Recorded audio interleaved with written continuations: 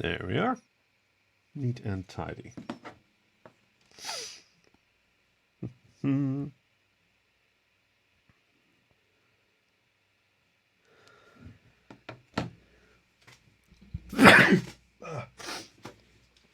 Pardon me, couldn't hit the mute button in time. All right, let's do this.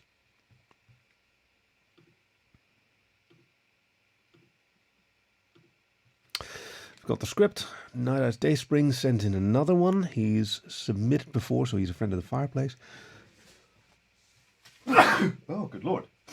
Maybe I'm just a little cold.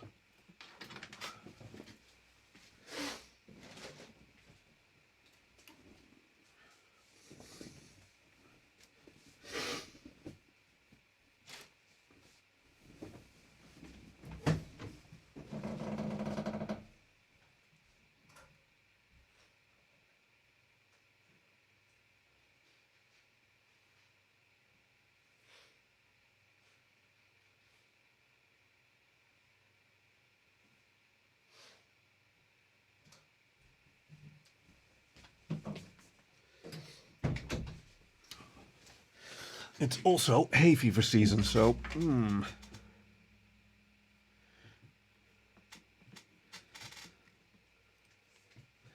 that's probably contributed as well. Oh no. Don't I look like Batman now? Yeah. I should say Bruce Wayne with his kind of little house coat. Okay.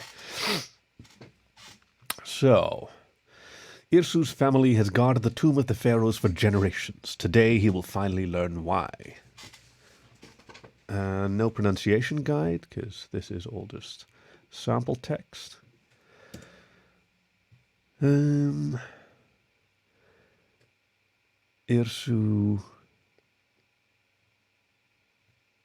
one of the Fennecs, so there's two Fennecs. Kopesh, Sethos the Third. Oh, could you really use the pronunciation guide on this one? He who pacifies the heart of Ra.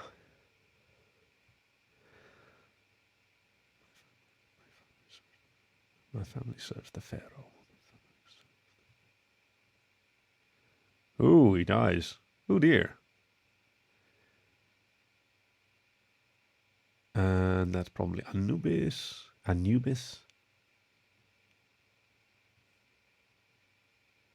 Almost of the Westerners.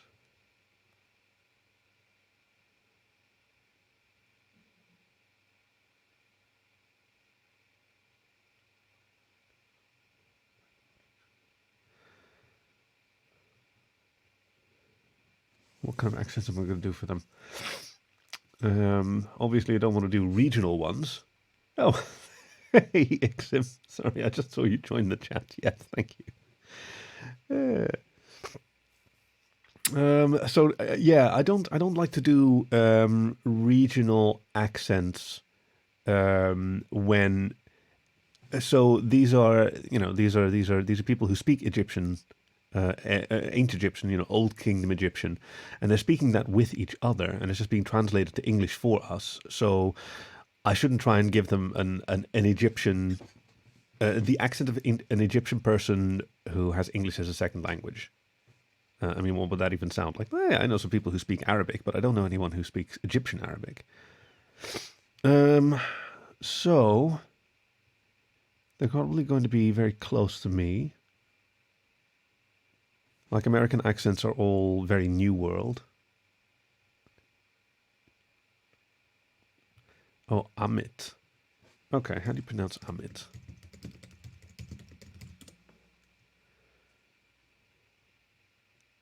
The Devourer of Souls. Definitions.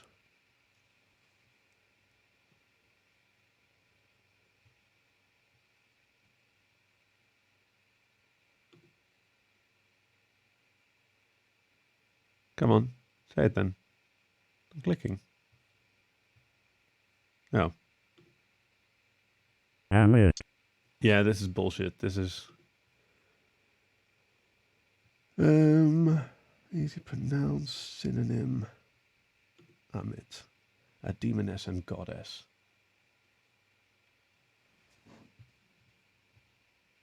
Audio elk. I don't. Do we know each other?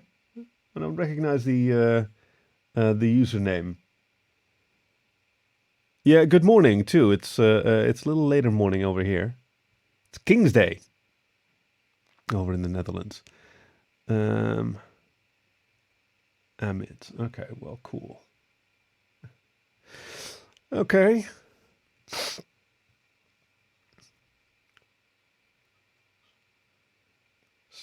So it's going to have to be in term. They're going to have to be distinguished by their attitudes. Okay, we can do this.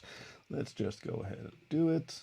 And this is now primed for recording. Zoomed in nice and far. The music's muted. 2 a.m. Well, hopefully this will either keep you awake or put you to sleep. It's a story, let me see, about Irsu's family has guarded the tomb of one of the pharaohs for generations, and today he will finally learn why. By NightEyes DaySpring. It's exciting. All right, I'm going to jump into the recording. 3, 2, 1. You're listening to The Voice of Dog.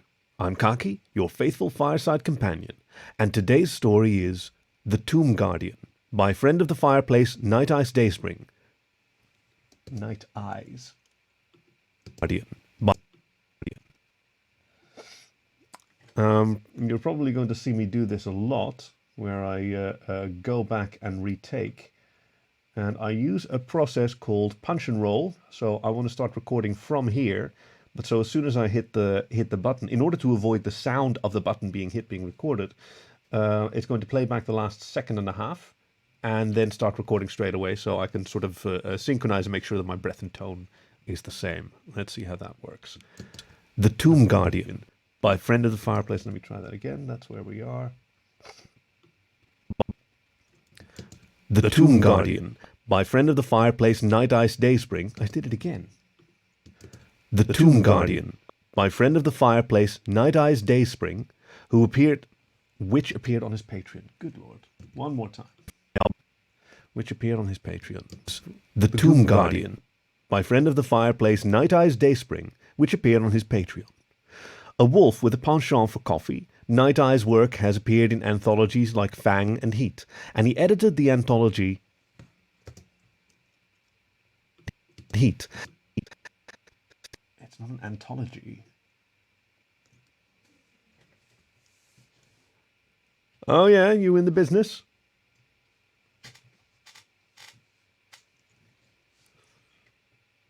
What does the A in ADR stand for? I know it's dialogue recording, but people seem to disagree whether it's automated or anterior. No, what is it? Afterwards? Yes, I know. It's a little joke. It's a little voice acting joke. Apologies like Fang and Heat. Apologies like Fang and Heat. And he edited the anthology Dissident Signals with Slipwolf. You can find more about his writing on Twitter at @wolfwithcoffee, or check out his website, nighteyes-dayspring.com. Please enjoy The Tomb Guardian by NightEyes DaySpring. Irsu crouched behind the pillar in the darkness, his tail lashing silently behind him. Only the faintest light crept in from outside, but the 2 fennecs the cheetah was watching had entered the tomb carrying an oil lamp that cast long shadows through the antechamber. The fennecs were talking as they studied the hieroglyphics and the sealed door of the tomb. "I was right. I knew this would be here. I believe this belongs to one of the pharaohs," said one of the fennecs, the shorter one. Both were dressed in loose-fitting desert clothing. The taller fennec scratched an ear. "You were right. I wonder if it's been opened yet." "Hard to say. The entranceway looks like it was dug out recently, but the clay seal is intact," said the short fennec, inspecting the rope that bound the doors to the tomb closed. "Well, they're lost then," said the taller one. "With the treasure in here, we'll be rich. We'll no longer have to live on scraps. No longer.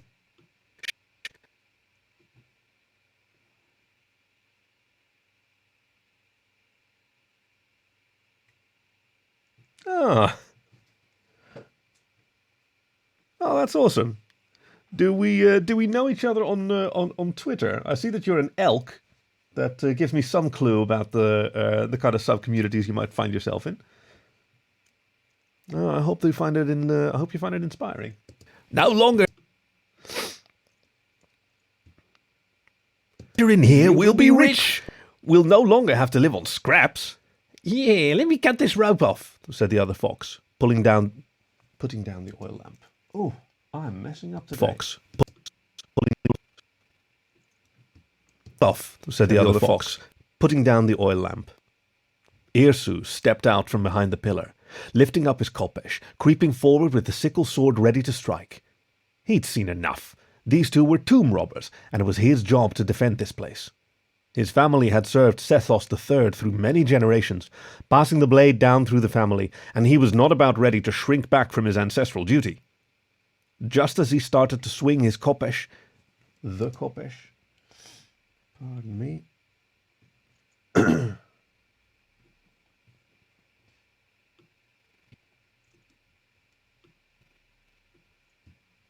back from his ancestral duties. Just as he started back from his ancestral duties. Just as he started to swing his... I almost said duties there. That's not good.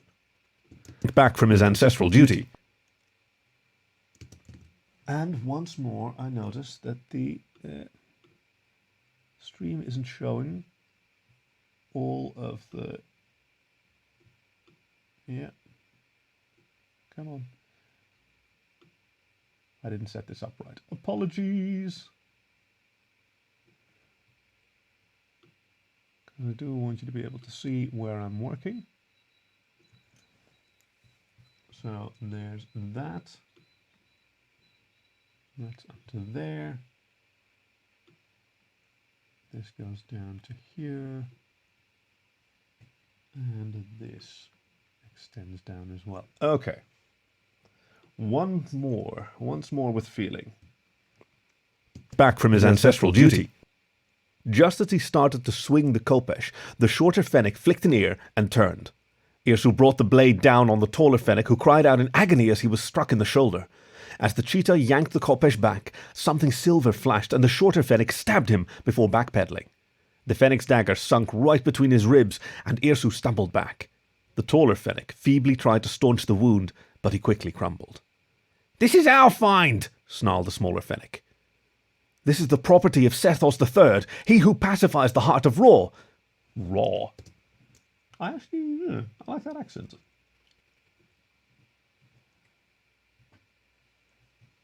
Oh, the DAW I'm using at the moment is Adobe Audition. I tried Logic as well, but I couldn't get Punch and Roll to work. If I ever figure that out, maybe I'll go back to it. I mean, I did pay for it. I paid for Audition as well. Hey, by the way, but it's a subscription, which is never a guarantee of longevity. Snarled the smaller fennec. "This is the property of Sethos III, he who pacifies the heart of Ra," spat Metassu, pressing his free hand against the wound in his flank. Blood oozed around his fingers to stain his yellow fur. "It is my duty to defend it." The fennec's ears flicked. "Wait, I've seen you in the village before. You're from the Nor family. You keep to yourself. What are you doing here?" That last one was no good. "What? You keep to... The fennec's ears flicked. "Wait." I'm going to take the whole thing again. Nuendo. Honestly, I haven't heard of that. Well, I recently saw that come by. What are the advantages of Nuendo? "To defend it." The fennec's ears flicked. "Wait, I've seen you in the village before. You're from the Nor family. You keep to yourself. What are you doing here?" Metassu snapped. Snarled. God, get it together, Kaki. "Doing here?" Metassu snarled. "My family serves the pharaoh." "What? This tomb is thousands of years old." The short fennec glanced at his partner, who was lying on the ground in a giant pool of blood. "And you killed my brother," snarled the fox. "You attacked my tomb," yelled Metassu, leaping toward the fennec. His swing went wide, and the fennec easily dodged. As the fennec backed up, Irsu lunged forward. He closed the gap and swung again, bringing the blade across the fennec's chest. As he struck the fox, he felt the dagger tear through his stomach. The cheetah's eyes widened, and he dropped the khopesh as he staggered. The fennec hit the floor, rolling to the side. "Bastard!" sputtered the fennec as he lay coughing on the stone floor. There was a growing sticky wetness in Irsu's spotted fur. He stumbled over to the wall of the tomb and slipped down against the door, his blood smeared across the faded painting on the wall. He'd done his duty, but his blood quickly joined the pool of the blood of... from...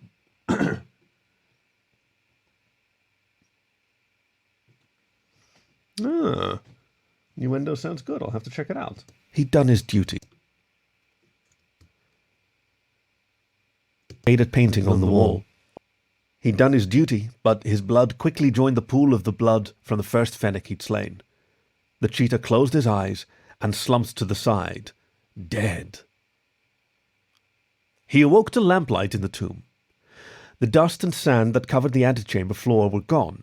Instead of worn, faded paintings, the richly painted walls and ceiling were bright and fresh. The bodies of the fennecs were gone, and instead a figure cloaked in darkness stood over him. In one hand he carried a scepter with a curved head and ears, while in the other he carried an oil lamp. "It has been a long, long time since someone made this journey," intoned a deep voice. Oh, deep voice. Deep voices are tricky because you can make them sound very good, but then as soon as you need to lower your register, you've got nowhere to go and your volume just drops. Pardon me, here comes a cough.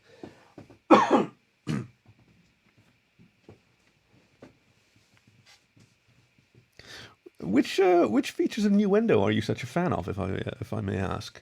Like, what is there anything you're seeing me doing now that would be easier? I'm always looking to optimize my workflow. He carried an oil lamp. "It has been a long, long time since someone made this journey," intoned a deep voice. "Journey?" asked the cat, blinking and trying to focus his eyes.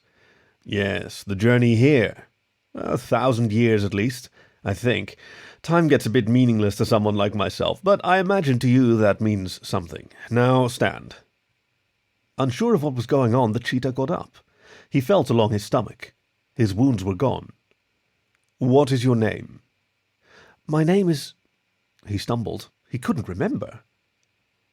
"What is your name?" repeated the figure in black. His ears fell. "I don't remember."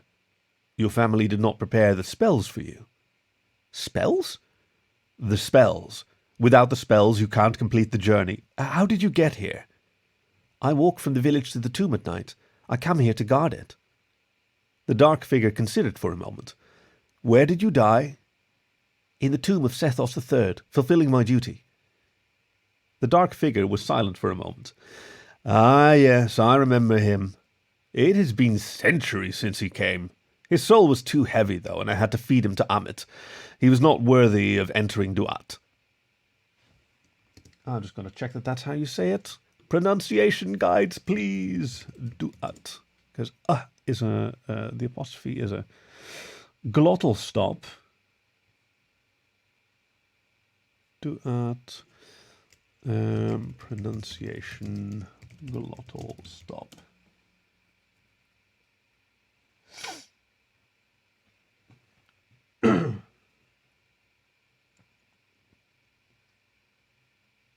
Yeah, dialogue alignment sounds useful, yeah.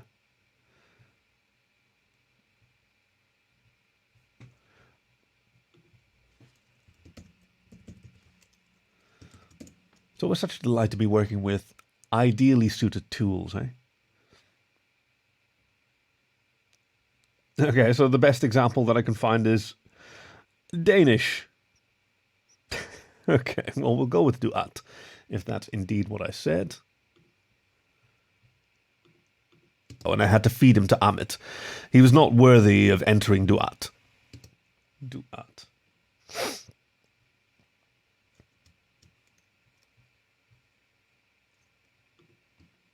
Of entering Duat. The cheetah was silent. The figure before him was not cloaked in darkness. He was pitch black, with tall canine ears. Gold glinted on him. "I'm dead, and you're..." The cheetah trailed off. Foremost of the Westerners, master of secrets, the dog who swallows millions. The titles go on, but yes, you are indeed dead, and I am here to wear your heart. However, without the spells, you cannot pass into Duat. However,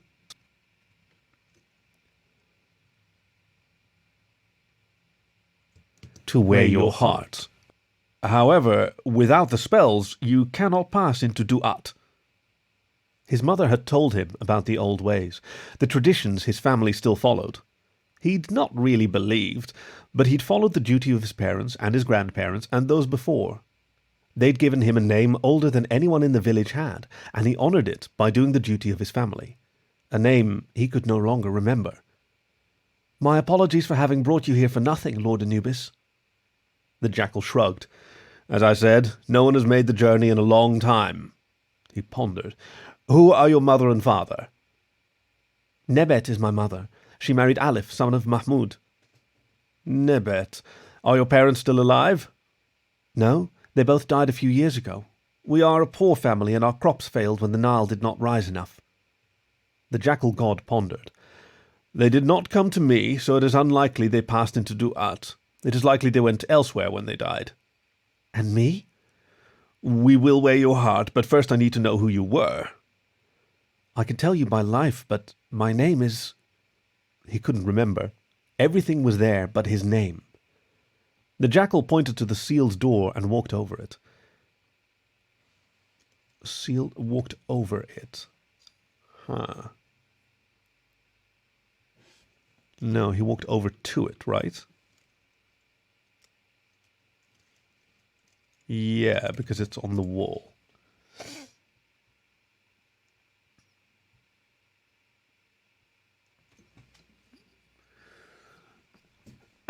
Yeah, I'll bet it's easier. Could hardly be worse, right?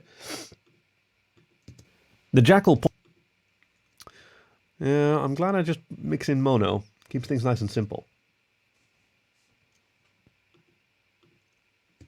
The jackal... There we are.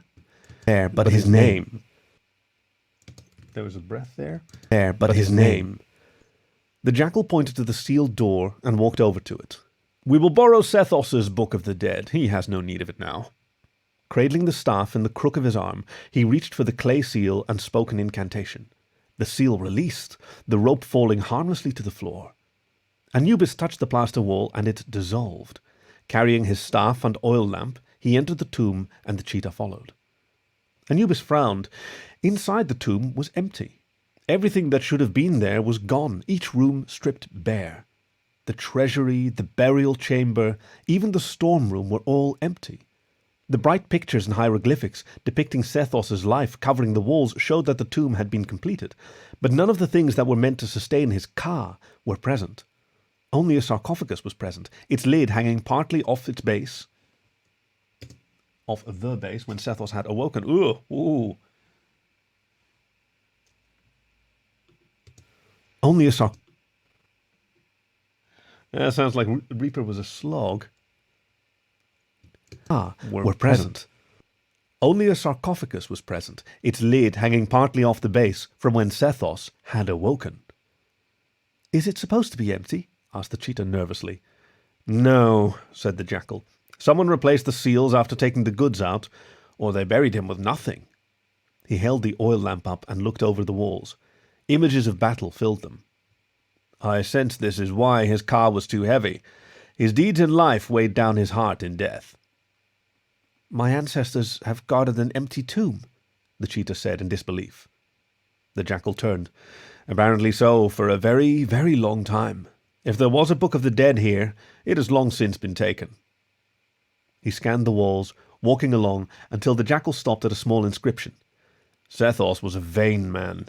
He filled these walls with his deeds, and only his deeds. I did not see a single depiction of his wife or parents in here. He was obviously a man who wanted to be remembered. He doesn't seem to have many of the spells inscribed of the walls of his tomb, but the one to remember his name is right here. The jackal pointed at some hieroglyphics. The cheetah glanced at the spell. I can't read that. How is that going to help me...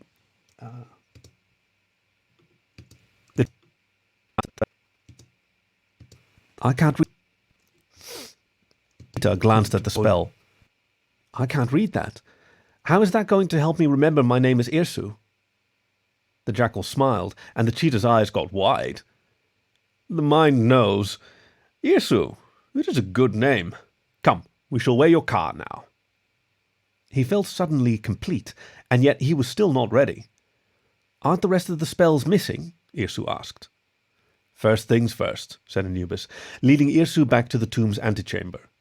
The room was now lit by multiple lamps. A set of large black scales with golden accents had appeared in the room. The ceiling had a beautiful blue and gold design he'd never noticed before, and it looked almost like the night sky in the light. A creature with the head of a crocodile and mane and...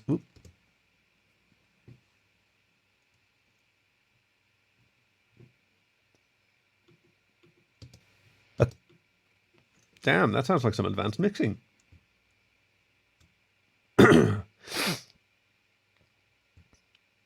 Night sky in the light.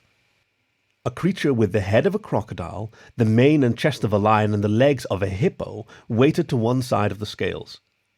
It is good of you to come now, Amit. It has been age since we have done this. It has been an age or ages. What do you think? I don't usually like to alter the meaning of a writer's words, but in this case, clearly has to be one or the other. It would be unaged because he's very formal. It is good of you to come now. One side of the scales. It is good of you to come now, Amit. It has been an age since we have done this, spoke the jackal. Amit laughed, showing all the long teeth in her mouth. It has been too long since I have eaten someone's car, she rasped. It has been...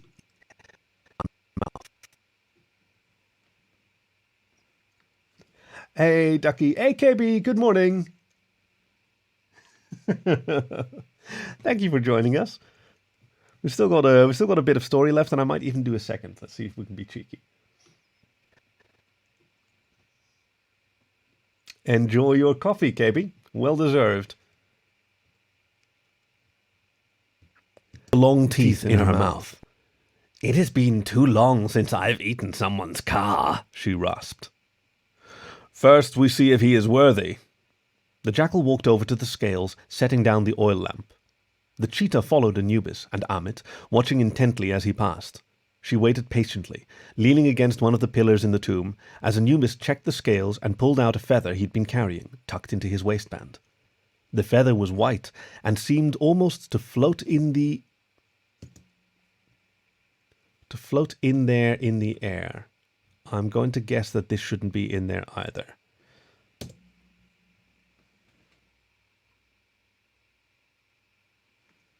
Yeah, time zones are funky, aren't they?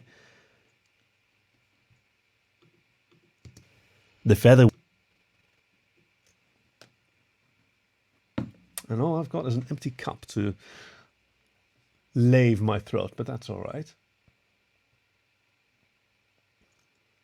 So the story we're reading, for those of you who've just joined, is about Irsu, our hero, a cheetah, who guarded the tomb of Pharaoh Sethos III, and he's been doing that for his family's been doing that for generations. And he encounters some grave robbers and defeats them, but also dies in the process. And now here he is facing Lord Anubis, who realizes that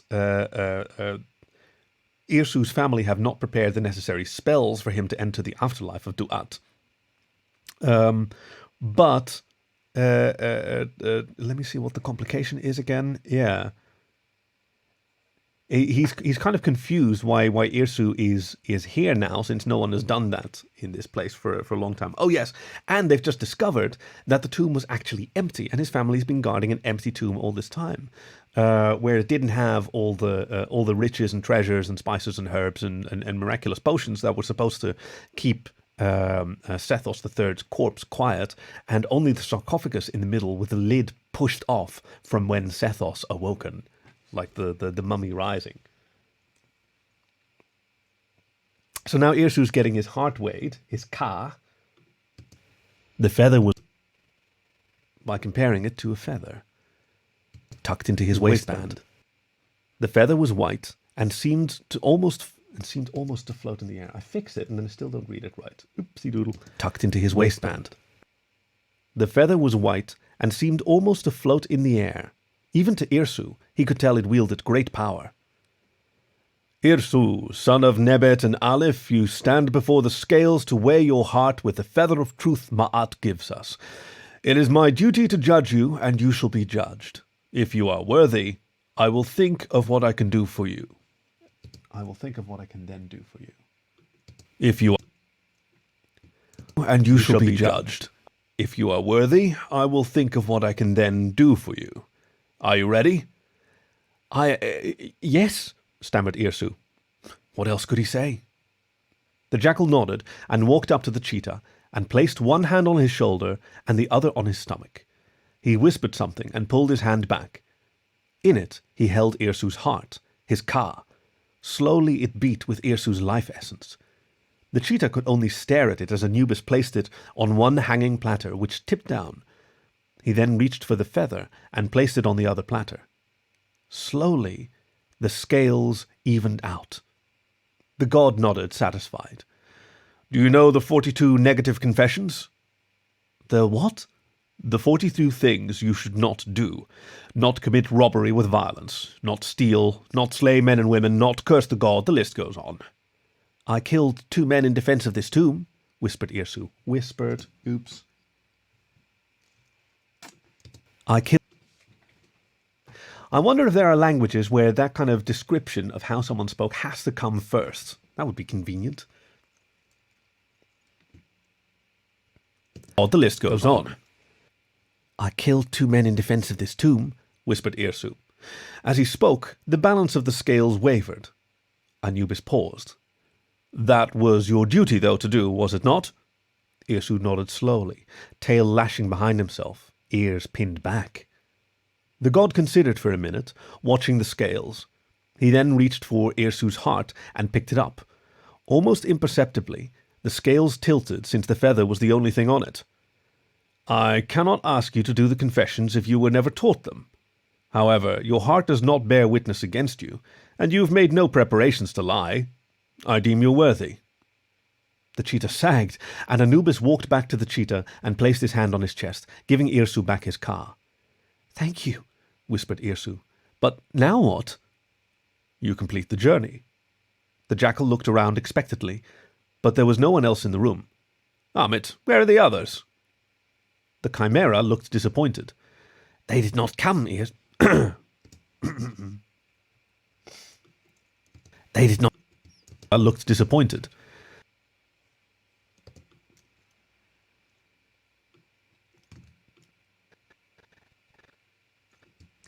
Chimera looked disappointed. They did not come. Irsu has not completed any preparations for this journey. Thoth said he could not record his name because he never intended to make this trip. The jackal frowned, thinking.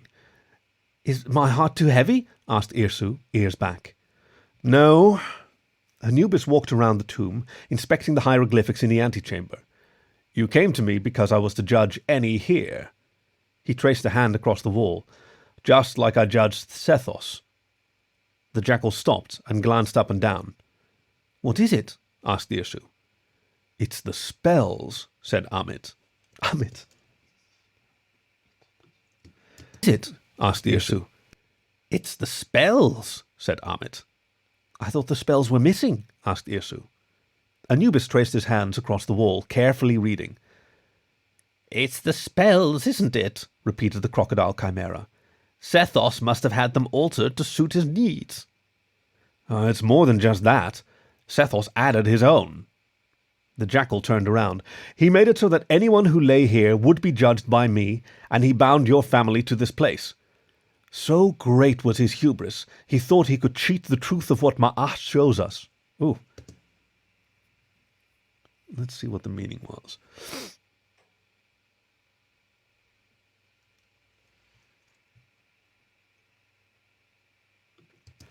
So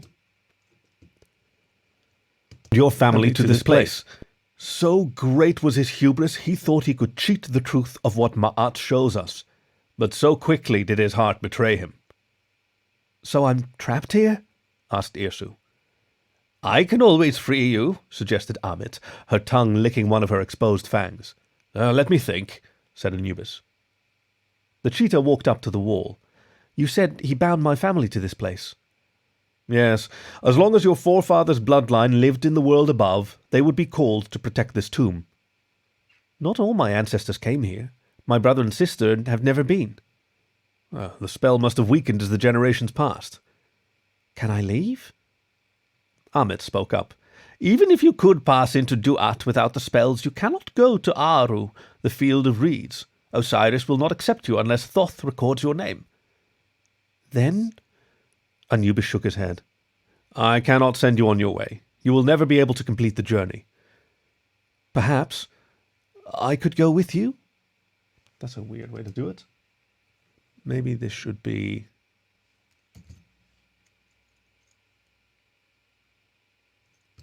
No, it's "I could go with you." Aha. "Perhaps be able to complete the journey." That's breath. "Never be able to complete the journey." "Perhaps I could go with you?"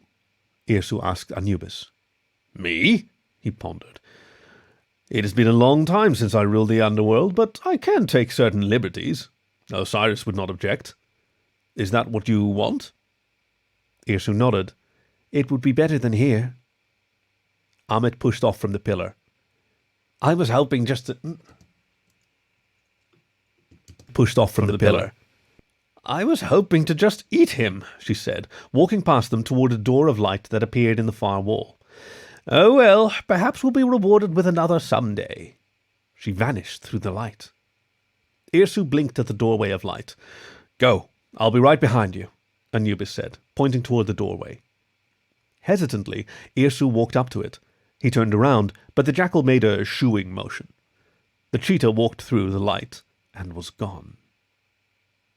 Anubis walked over to where the khopesh still lay on the floor and picked it up. The blade shone in the light. He went over to the wall where one of the spells Sethos had placed was inscribed, the one that called to those of the Noor family. With a whispered word of strength to the blade, he struck the wall with his khopesh until the name of the Noors had been chipped from the wall. No one would come here now. Sethos would be forgotten now by time. Satisfied, he dropped the sickle sword, and the magic he'd used to reinforce it gave way. The blade shattered. Smiling, Anubis then walked to the portal of light. As he left, all the light in the room faded, and darkness swallowed the tomb as sand started to fill it. This was The Tomb Guardian by NightEyes DaySpring, read for you by Kaki, your faithful fireside companion. For more stories, you can find us wherever you get your podcasts or on the web at thevoice.dog. Thank you for listening to The Voice of Dog. And that's a wrap. And now to place the intro and outro music, we keep things nice and simple. No complicated post-processing.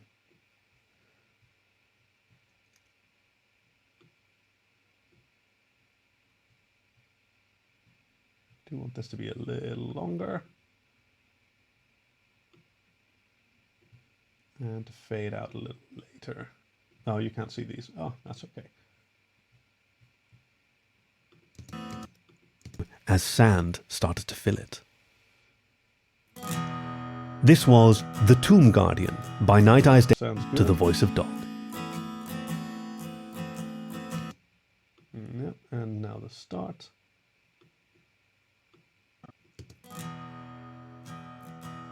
You're listening to The Voice of Dog. Hey, good night, Elk. Hope to see you around. Thank you for the applause. I'm Fang and Heat. And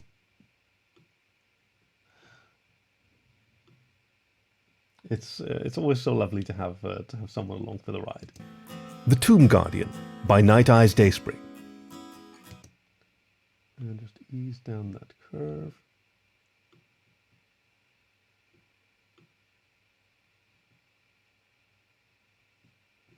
There we go.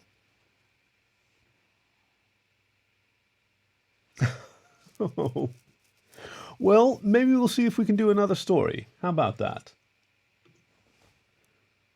I've probably got a little time for more. Does anybody want another story?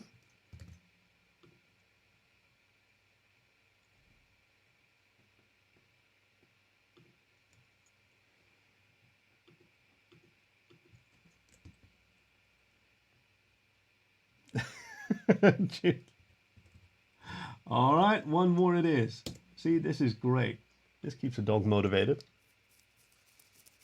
So I'm going to export that, and in the meantime, I'm going to pick another story. So, where are we?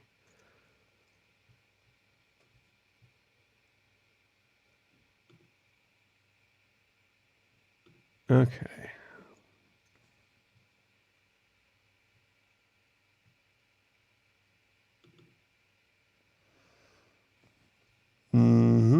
The stack is mighty thin. We need more stories.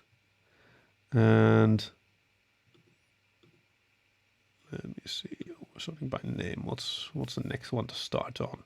Change of pace. Altivo's already done. March the Barge. I think I've done a few of those recently. At the inn. At the inn. Yes. Another one by Metassu. And then I need to find out how that sounded.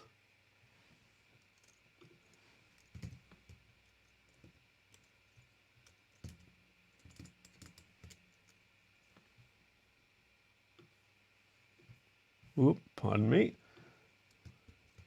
Because this is a sequel to another story.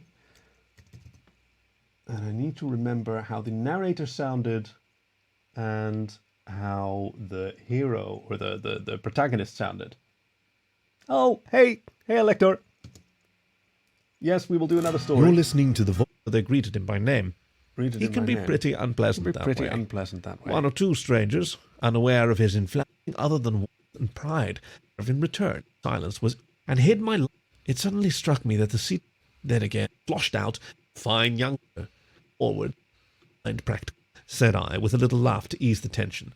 The cougars are playing a trick on you. That's not lemon, it's the wastewater from the bucket they use to mop the kitchens. Okay. The lemon smell is from the cleaning detergents. Yeah. What does Bronte I sound wasn't sure if he knew of detergent. There were days I wondered if he had ever heard of soap, but that's another story. His entire pelt stood on end. People started to back away slowly. Is he going to speak? I started to recite a little prayer for the dead that my dear mother taught me, wondering if I was soon to follow her. With the brilliance that we Vulpines display in times of stress, I continued to talk. It's dirty water, Brontes. It was a funny jest. No fools they realized that it's not good for you. He stood up very, very slowly. Come on, speak, Brontes. The patrons of the inn, no fools they, realized the dormant minotaur-shaped foot, and over to the kitchen pane of the door. It's dirty water, Brontes. To recite a little prayer. I wasn't sure, said I, with a little... I opened my muzzle again. What? His voice was devoid of emotion, and I was devoid of sense. Pipe and steeled myself. And looked at me, I said, Remember, we didn't know each other by name back then. He looked up. He says like... What? So brusque. Brontes, is it? I asked conversationally. My name is Bronteson. My name is Brontes. Rolling the R in each word. My name is Brontes. Oh yeah, I gave him a bit of a Norwegian lilt to have the very flat sibilance. It's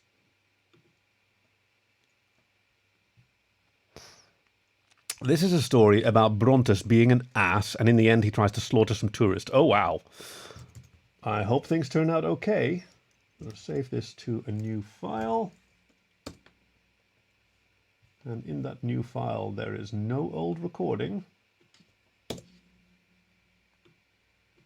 And the music is muted. And, yes, I'm going to change the text here.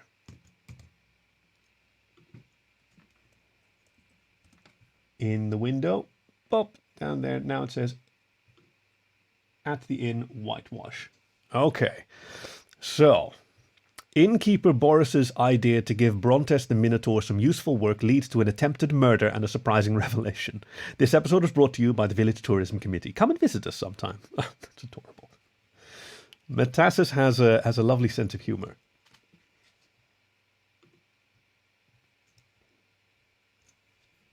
Should I let him know? Yeah, I think I'll let him know.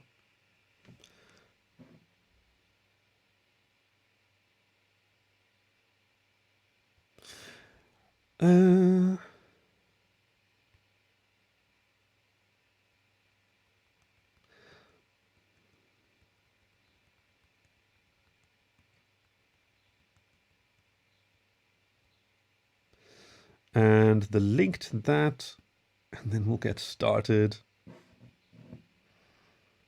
I just get so excited sometimes. Tee.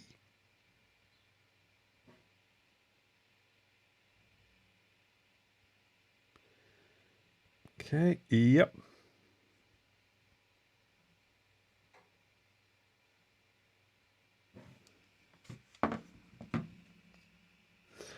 Okay, I think we're good to go. I'm on the big screen. Yeah, okay, well, my head is... people always accuse me of having a big head, so I guess being in full HD... Hello?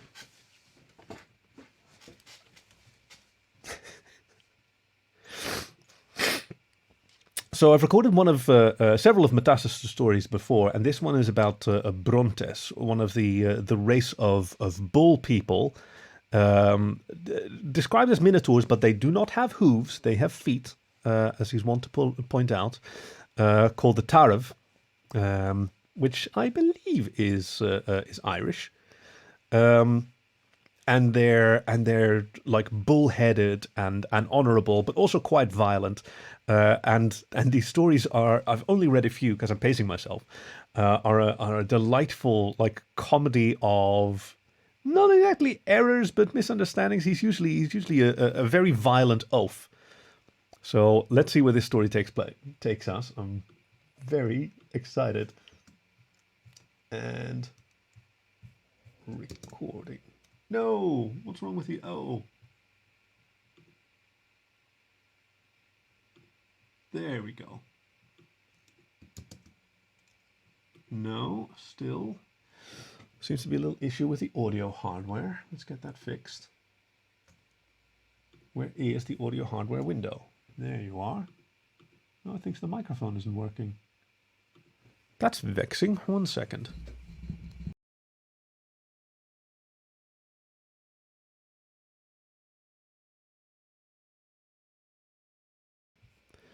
Now, hopefully we should be back. Yeah. It's only slightly larger than the canonical size, the head cannon, so to speak.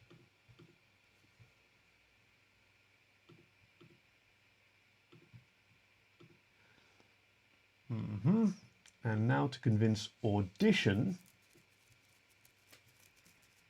that, yes, now we're back in business. Okie doke. Now, this big giant head is going to read you a story called At the Inn, Whitewash. Aha. And now it needs to be reprimed. And push the magic R. And now we're recording. Yep, that's correct. You're listening to The Voice of Dog. I'm Kaki, your faithful fireside companion, and today's story is At the Inn, Whitewash, by friend of the fireplace Metassu, featuring the adventures of Brontes, a gruff minotaur who previously appeared in the story At the Inn, also featured on The Voice of Dog. Based in the wild west of Ireland, Metassu started writing some time back as part of the Thursday Prompt group on Fur Affinity. His work has appeared in the Anthrocon magazine, in Fang Volume 4, and occasionally on his printer by mistake. He is particularly keen on word-limited microfiction, calling them 365-word tales. Oh dear. Oh, I hope I'm not coming down with a cold. It's going to affect my story recording ability. Oh, pardon those noises. They're the unfortunate reality of recording. 5-word tales. At some point, he'll have 365 of them and consider his work on Earth done. You can read his writings and view his photography on furaffinity.net or on metassu.com. Please enjoy At the Inn, Whitewash by Metassu. Another day, another drama. My head is still spinning after the events of yesterday, even after a half-dozen hot toddies, a good night's sleep, and a full breakfast. Let me tell you what happened. It was a delightful early spring day, and I was taking my constitutional through the village with, of course, a plan for a quick detour to the common room at the inn. Well, I'm hardly going to pass by without taking something warm to fortify my blood, am I? Boris had the inn whitewashed over the weekend. He's the landlord, by the way, and he's a pretty tough old polar bear. No one messes with Boris, because he had caused trouble so often. Brontes... Oh, no.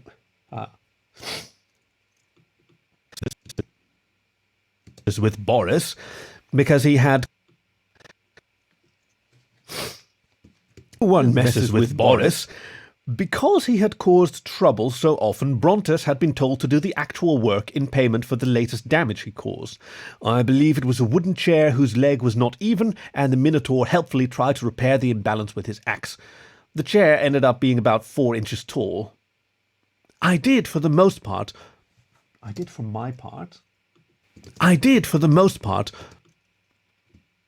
4 inches tall. I did, for my part, warn Boris that this might not be a particularly inspired idea, but Boris had one of his familiar manic looks on his face, and I thought it prudent not to labour the point too much. Let's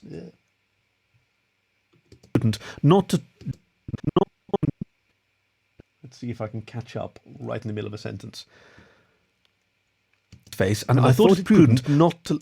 there's a breath there. Haha. Not to... Maybe I can even do it there. I thought it prudent not to labour the point too much. Anyway, he assured me that whitewash was easy to remove from window glass, so what damage could the bull do? What damage indeed? Let's check if that joint was okay. Not to labour the point too... Yeah. Let's try it like so. Not to labour the point. There we go. Still struggling here and there. I need to slow down, even though this is a more urgently affected accent. What damage indeed? Let's give that a bit more irony. Damage could the bull do? There's breath. So what damage could the bull do? What damage indeed? I walked around the outside before I went in and checked the workmanship. I consider it my duty, don't you know? I mean, I can hardly compliment the fine work if I haven't expected it fully. Compliment. Aha! I have caught a typo in Metassu's otherwise very meticulous work. I consider... Checked the workmanship. I consider it my duty, don't you know? I mean, I can hardly compliment the fine work if I haven't inspected it fully. It wasn't half as bad as I had feared. There was puddles of dried paint on the ground and on the grass. I expected that. And there was splots of paint on the underside of the thatched roof. I expected that too. Most impressively, there was a decent layer of paint on the actual walls, and only the occasional blot on the thick glass of the windows and doors. Out the back, we shall do that. So the windows and doors. Breath. Catch yourself on. Glass of the windows and doors. Out the back, a broken scaffold and a huge blotch of white paint in the yard was evidence of the only major boo-boo, but you couldn't see that from the front anyway. Boris must have been pleased. Brontes seemed to have done a reasonable job for once. Feeling pleased that my bovine friend had finally found his forte, I went in, hoping that the Minotaur was inside having his lunch, so I could congratulate him on a job well done. After I hung my coat on the hook that's always left for me, I pushed open the door of the common room and gave my usual greeting. "God bless all here except the cat and the dog," and gaped over to the corner in complete and total amazement and astonishment. Brontes was there, in his usual place, a bowl of grain mash before him. He was pushing it around with his wooden spoon, his head propped up on the knuckles of one hand, and a very unpleasant scowly look on his wide face. I managed to run out the door before my guffaws burst from me, and as old as I am, running out through doorways is not a thing I believe I should do too often. I gulped down air and tried to wipe the tears from my eyes, then, as brave as any of my illustrious Valpine forebears going into battle in the wars of long ago, I pushed open the door and walked up to the thundercloud under which sat the bad-tempered bull. "Good day, Brontes," I said, my lip quivering. Behind the bar, Boris stood wiping a glass and grinning mightily. I focused my attention on Brontes, as I knew eye contact with Boris could make me burst and break the spell of normality. I tried to hold control over myself by repeating everything is fine, over and over in my head. Everything was fine. Normal. Nice. Fine. I see you were painting." He looked up at me with a mixture of resignation and sullenness. Behind the counter, Boris doubled over and snorted a series of laughs that would be more suited to a hyena than a polar bear. The edges of my mouth quivered upwards. I had to blink rapidly to clear my vision as my eyes were watering up from the effort of holding myself in. Brontes is a Tariff. That's a kind of minotaur that comes from the far north. For clothing, he wears a loincloth and a big leather harness that holds his axe, and he doesn't give a fig about being out in bad weather. He's big and stocky and very powerful. His fur is quite unlike mine. He calls it his pelt. We foxes have nice, soft, plush fur, and I'm very proud of my brush.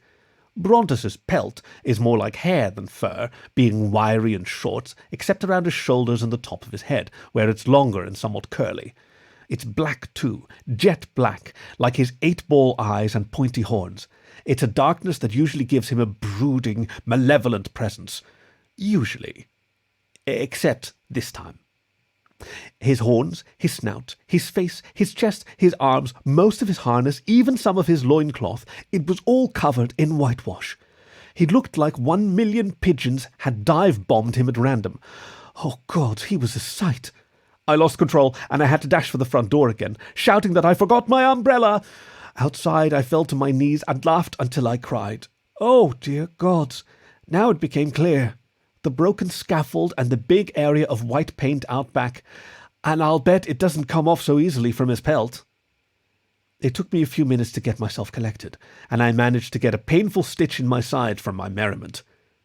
As I took a couple of deep breaths, I noticed a stranger with the map in his hands was looking down at me with a worried look on his face. I straightened up with difficulty and smiled politely at the newcomer as he asked me if I was quite all right. "Believe me, I'm well, and thank you for your concern. How can I help you?"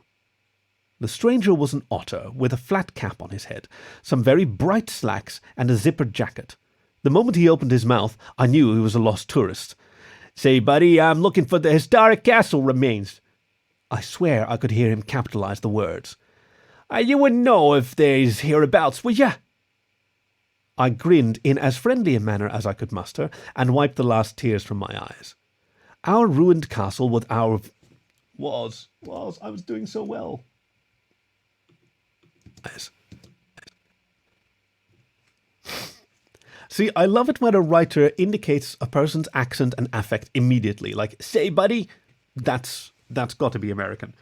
And if you're going to go American and someone's calling you buddy, he might as well be from New York, here looking for the historic castle remains. You know what? I think I should take that again. Let's see. "Say, buddy, I'm looking for the historic castle remains." Yeah, I'm going to take it from there. I knew he was a lost tourist. "Say, buddy, I'm looking for the historic castle remains." I swear I could hear him capitalize the words. "You wouldn't know if they's hereabouts, would ya?" Wow, that was ridiculous. Well, you can do better than that. The words. Eric could hear him capitalize the words. You wouldn't know if they's hereabouts, would ya? I grinned in as friendly a manner as I could muster and wiped the last tears from my eyes. Our ruined castle was our village's main attraction and occasionally brought tourists from all over the world. Oh, oops, pardon me.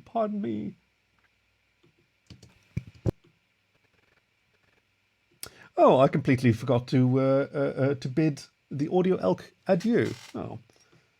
Well, I hope they're sleeping soundly.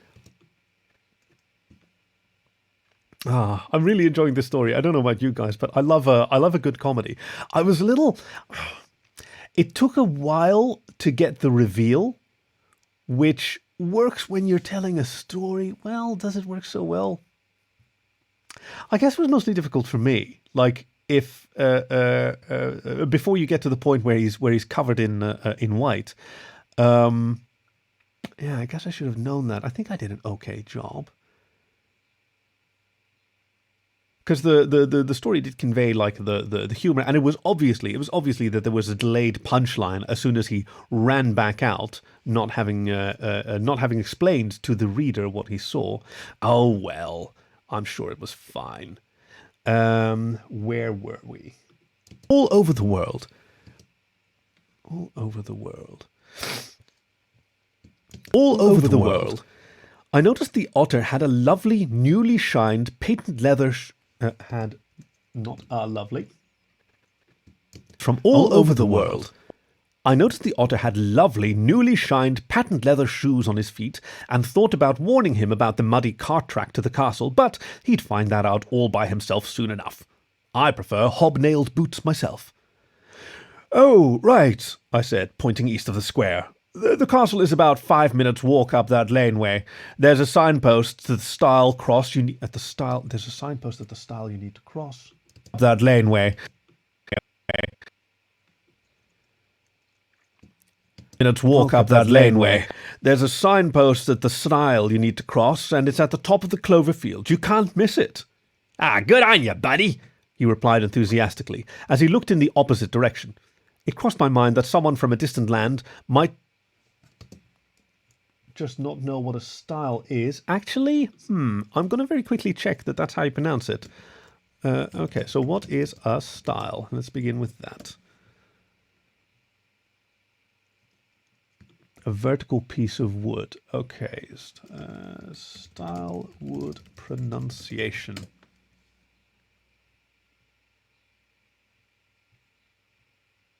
Dictionary, Cambridge. Style. Style. Wow, that sounded exciting. Style. Let's see what the US sounds like. Style. Style. Oh. No, I like the UK version better. Style.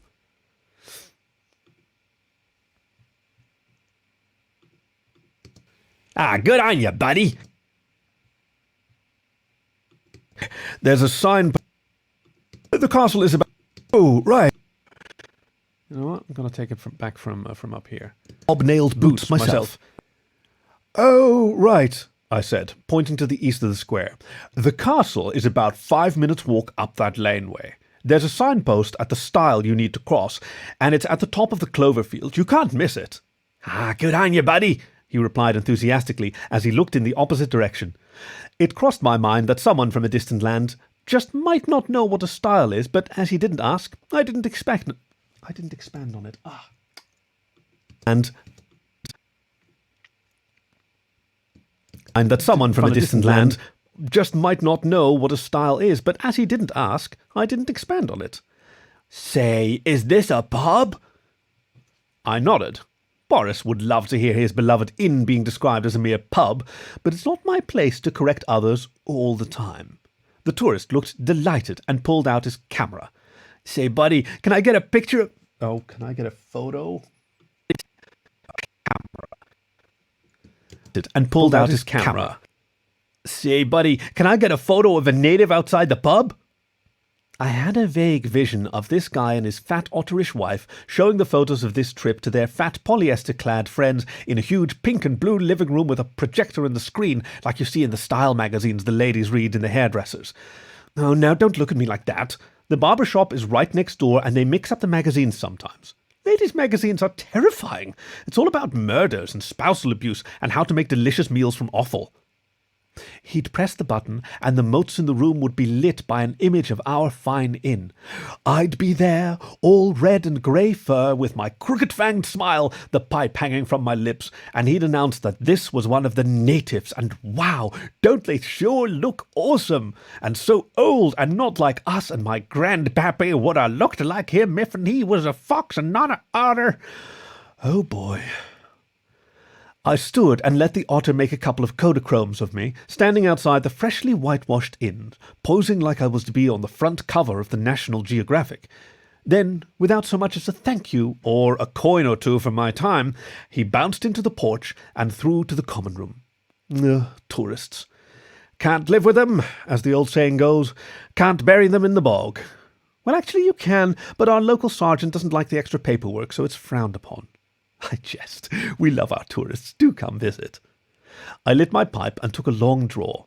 I don't smoke much, and I don't really like it, but the scent of the tobacco reminds me of my grandfather and brings back fond memories. A hot toddy would bring back even more, I realized, as I knocked the contents of the pipe bowl against the heel of my boot. Hitching up my pants, I headed once more into the common room, bracing myself not to laugh at Brontes's new look. The atmosphere inside the common room had soured. Boris was standing by the bar hatch, looking concerned.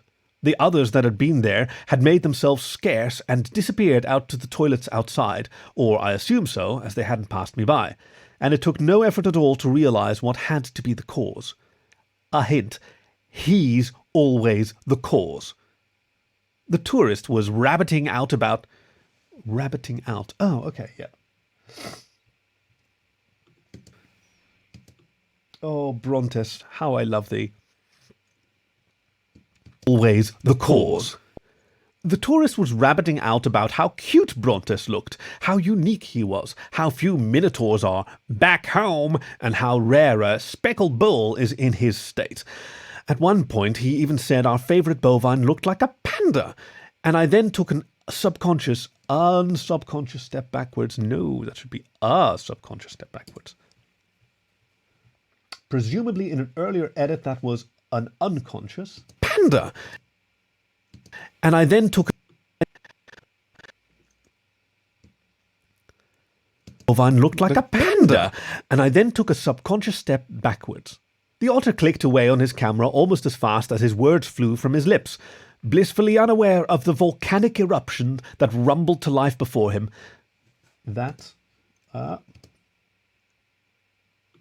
Blissfully. Okay.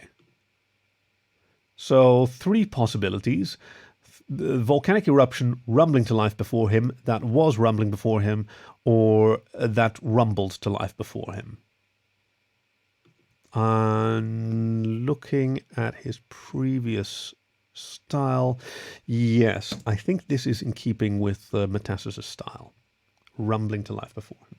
Let's give that a shot. The otter clicked. Just step backwards. The otter clicked away on his camera almost as fast as his words flew from his lips. Blissfully unaware of the volcanic eruption rumbling to life before him, he pulled the table and his lunch bowl away from the tariff and spilled some of his meal onto the floor. Say, can you stand up, Bull? I can't see the rest of you. Brontes gave that familiar look that translated lovely. Translates lovely. Can't see the rest of you. Brontes gave that familiar look that translates lovely. Translates roughly. That translates roughly. Can't see the rest of you. Brontes gave that familiar look that translates roughly as, Lo, I shall fetch my sacred weapon of war, then verily shall I smite thee many times until thou art deceased and join with thy God.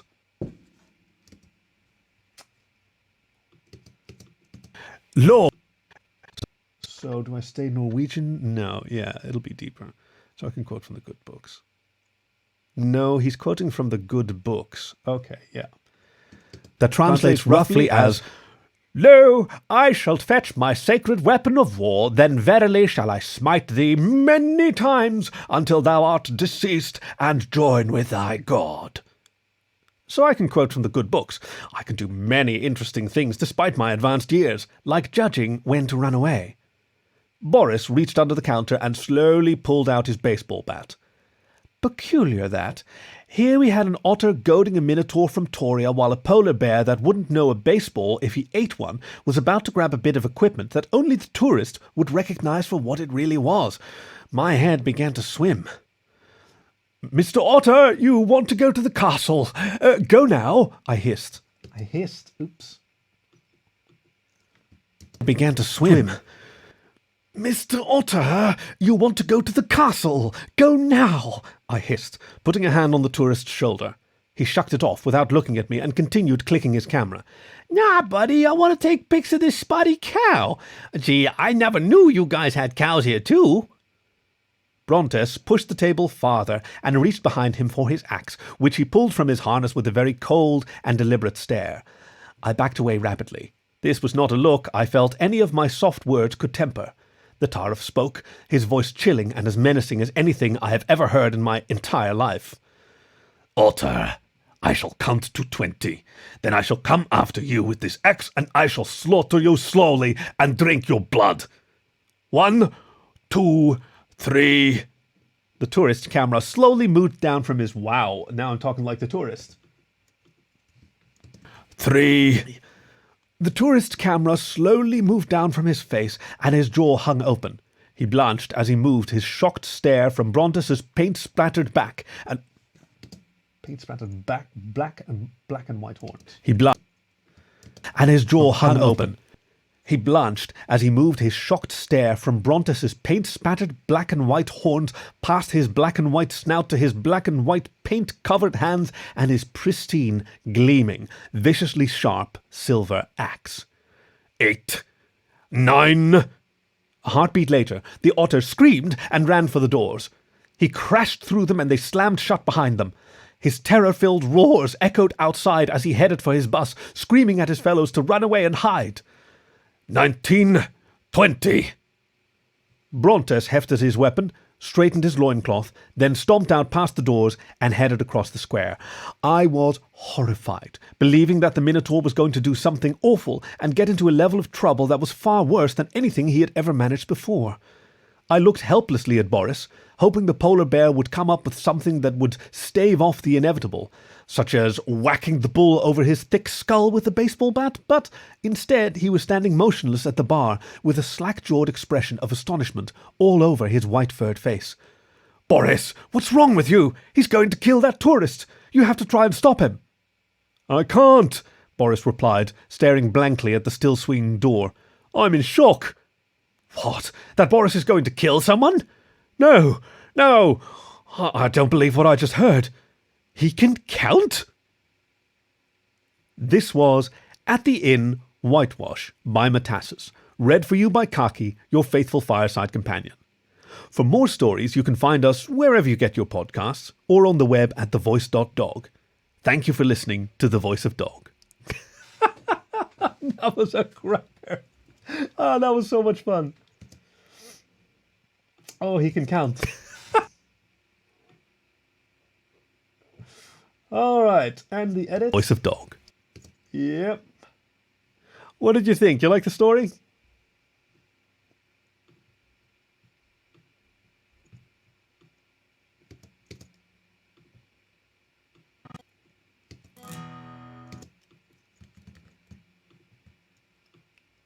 It's coming a little sooner. You're listening to The Voice of Dog. I'm Kaki, your faithful Yeah, fun and lighthearted. That's how we like them. And this music also needs to come up. It needs to be longer. Come on.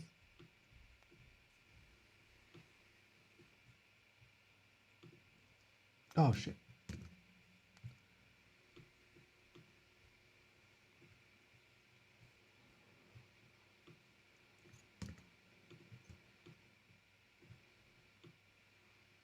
I still had everything selected. That's why it went wrong.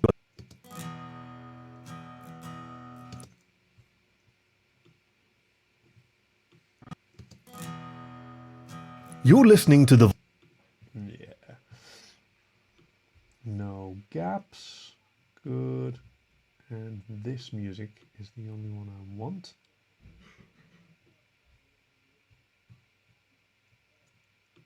Screaming at his fellows to run away and hide. And anything he had ever... all over his white furred face.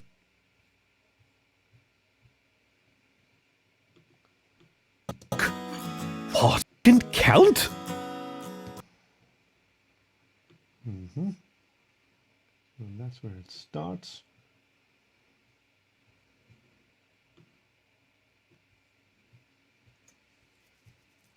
That was a lot of fun.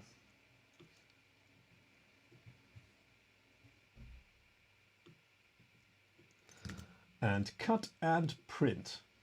See, I like short fiction because then I can do the whole story and finish it and send it off to the writer, which is always such a treat. Okay. Well, I think they're either doing construction or setting up for some kind of festivity out there today, so I'm going to call it a day. Yeah, normally this would be quite a festive day. It's King's Day in the Netherlands. Koningsdag. But because of the isolation, it's now known as Woningsdag, meaning koning is king and woning is your abode or your home. Also known as Balkoningsdag for balcony day. You know, people are finding ways to celebrate indoors. So I'm going to check out what's happening online to celebrate our king's. I mean, it's not his birthday, but just see. Normally, it's really cool. On this day, normally you would have so the shops are largely shut, and then there's a national free market license. So like a giant yard sale essentially, and people, usually kids, like they spread their blankets out in front of along the side of the street of main shopping centers, spread their blankets out, and they just sell just garbage, just leftover stuff. And it's you know, it's fun for kids, and there's people making music and everybody trying to make a little bit of money because we are a merchant nation over in the Netherlands. Where's my orange shirt? Oh, very good. Oh, that is a good point. Do I have any of my orange affectations? Oh, I'm going to have to look for that. Oh, I don't even own an orange shirt anymore. This is terrible. Okay, I'm going to have to figure something out. At least no one will see my shame. In the meantime, thank you for joining me on this King's Day for 2.5 stories. We're filling up the queue again. Thank you for listening to me record the voice of dog. Okay. Yeah. All right. Hey, you guys have a great day. I hope it's as sunny as it is for us over here. God, this is such a shame. Every King's Day for the past 6 years has been fucking miserable. Last year it was storming and nobody was out. Now is the most beautiful it's been in a decade, and nobody can go out to enjoy it. Well, hey, as long as we're doing our part. Again, signing off. Enjoy yourself. Bye bye. Peace and love.